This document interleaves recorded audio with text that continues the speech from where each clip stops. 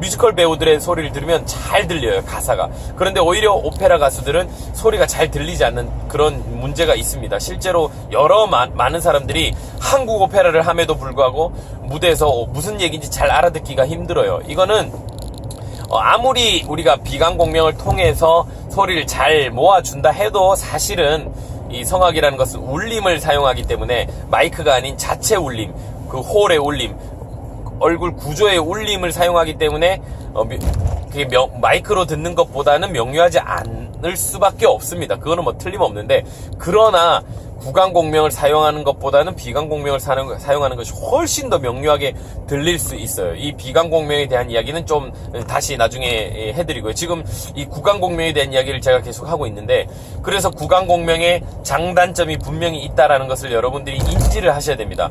어떤 게 좋다 나쁘다 옳다 그르다의 개념으로 우리가 자꾸 비교를 할 수는 없지만, 처음에 제가 벨칸토의 그 개념에 대해서 이야기할 때 건강한 소리라는 얘기를 자꾸 했잖아요. 구강공명이 건강한 소리냐 아니냐라고 자꾸 우리가 분석을 할 필요가 있다는 거예요. 그렇게 비교를 했을 때는 비강공명이 훨씬 더 건강한 소리다라는 것을 여러분들이 계속 저하고 얘기를 하다 보면 인지하실 수 있습니다. 구강공명 멋있죠. 저도 구강공명으로 바리톤을 오랫동안 했고, 무대에서도 활동을 했고, 오페라도 했고, 유럽에서 미국에서 오페라 활동도 했고, 콩쿨도 18번을 입상을 했어요.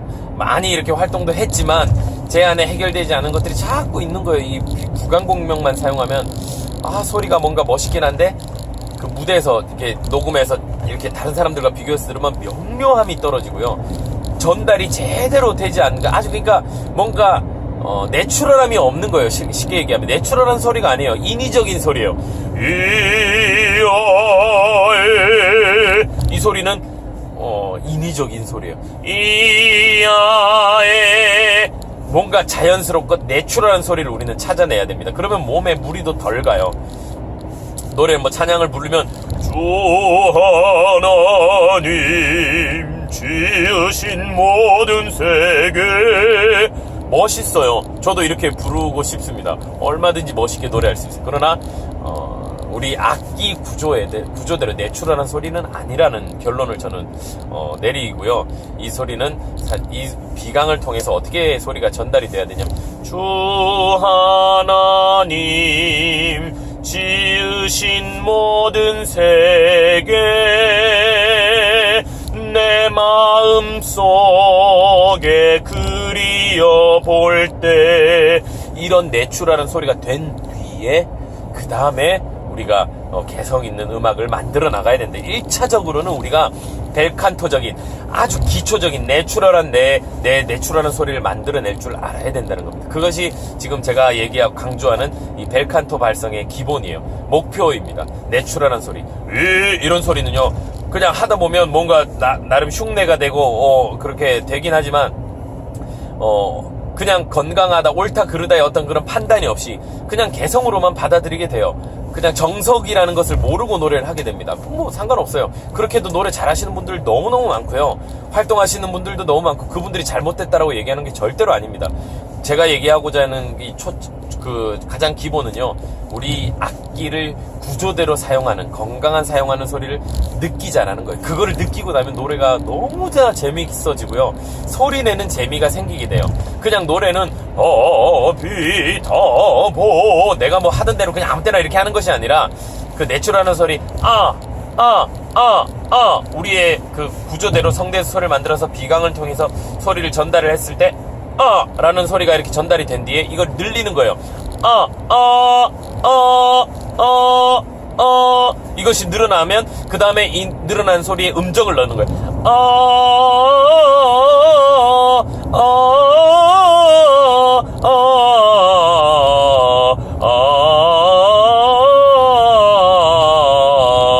어떤 다른 입에 어떤 이런 움직임을 가지고 노래하는 것이 아니라 내추럴한 소리가 연장이 돼서 거기에 음정이 쌓였을 때 그것이 노래가 되는 거예요.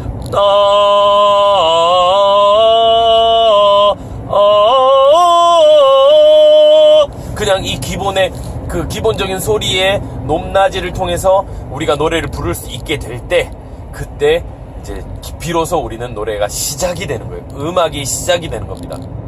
어렵죠? 어른들에게 동요를 부르는 것이 가장 어려운 이유가 그거예요. 소리를 나의 살돈 이렇게 뭐 자기 스타일대로 바이브레이션이 다 들어가서 막 이렇게 하는 것이 아니라 그냥 소리를 늘려놓은 것, 내추럴한 소리를 이렇게 늘린다고 생각할 때 고무줄 늘리듯이 나의 살던 고향은 발음을 가지고 몸을 쭉 이렇게 늘릴 수 있는 테크닉, 이것이 가장 어렵습니다. 이거를 하는 훈련이 바로 발성 훈련이에요. 발성이 잘 되고 나면 어떤 노래를 갖다 놔도 그냥 그렇게 부를 수 있어요. 그게 부르게 되면 그 이후에 자기의 예술성을 가지고 음악성을 가지고 노래라는 것을, 음악이라는 것을 완성을 하는 것이죠. 그 체계가 좀 잡히면 노래하는 맛이 아주 달라집니다. 그런데 노래부터 우리가 자꾸 들어가서 훈련을 하다 보면 한 곡을 노래하고 나면요, 그 한 곡은 어떻게든지 뭐 이렇게 입시교육하고 똑같아요. 한 곡을 정해놓고 노래를 막 훈련을 하면 여기서는 강하게 내고 여기서 뭐 약하게 내고 여기서는 좀 늘리고 뭔가 소리를 이렇게 입으로 어떻게 인위적으로 해서 소리를 피아니심을 내고 이런 편법을 우리가 배울 수는 있겠죠. 그런데 그거 한 곡이 끝이라는 거예요. 다른 곡을 넘어가면 또 똑같이 해야 돼요. 100곡이면 100곡을 똑같이 우리는 곡에 맞는 어떤 발성을 가지고 편법을 가지고 노래를 해야 된다는 거예요. 그런데 발성 훈련을 잘 해놓으면 100곡이든 1000곡이든 우리가 얼마든지 기본으로 돌아가서 노래를 할 수가 있다는 것이죠. 이태리어로 된 노래를 하든 뭐 프랑스어로 된 노래를 하든 뭐 독일어로 된 노래를 하든 한국어로 된 노래를 하든 결과적으로는 어떤 노래, 어떤 가사로 된 노래든지 우리는 똑같은 그 발성을 가지고 노래를 할 수 있게 된다는 것이죠. 이거는 누구든지 할 수 있습니다. 제가 늘 강조하는 것은 노래는 예술이지만 발성은 기술입니다. 기술은요, 누구든지 익힐 수 있어요. 시간이 좀 차이가 날 뿐이죠. 휘바람을 못 부는 사람도 있고 부는 사람도 있고요. 그러나 누구나 못 부는 것이 아니에요.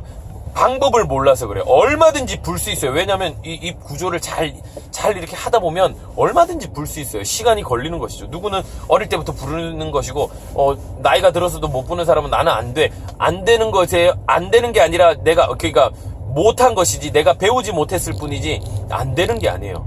입술이 있고 공기를 불 줄만 알면 누구든지 휘바람 불 수 있습니다. 잠수, 물속에서 얼마든지 우리가 눈을 뜰 수 있어요. 겁이 나서 못 뜰 뿐이죠. 안 해봤을 뿐이에요. 누구든지 뜰 수 있고요. 입안에서 잠수해서 우리는 수영을 할 수 있어요. 그런데 내가 해보지 않아서 겁이 나서 그거를 못할 뿐이에요.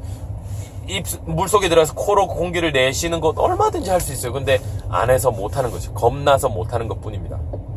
그런 관점으로 우리가 발성을 바라봐야 되는 거예요.